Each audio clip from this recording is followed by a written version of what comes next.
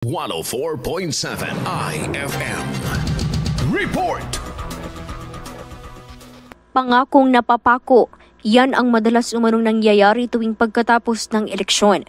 Ito ang dahilan para paniwalaan ng ilang Pangasinense na paraan ito ng panloloko ng mga kumakandidato matapos silang maihalal sa pwesto.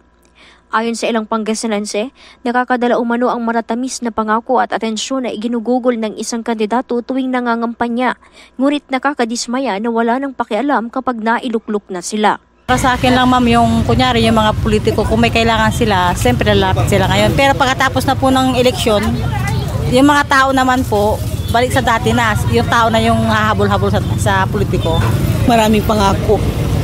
Pangako dito, pangako doon, maraming pinapangako. Isang halimbawa umano ang mga proyekto na hindi na naisa sa katuparan pagkatapos ng kanilang panunungkulan at hirap nang hagilapin ang mga ito. Kunwari, sasabihin nila, pagagawa natin yung daan na yan, pero sa susunod na eleksyon, kung hindi na naman pagnanalo, wala na naman. Ganun lang yung paulit-ulit lang, traditional politician mga yan eh. Bagamat may mga ilang kandidato ang sanay nang hindi tuparin ang kanilang ipinangako, positibo naman ang ilang Pangasinense na may mga ilan pang nagnanais magserbisyo publiko na tapat sa kanilang tungkulin at pangako.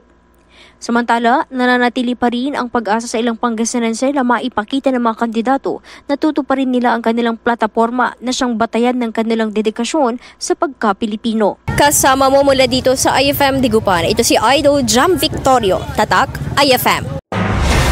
IFM News. IFM News. IFM News.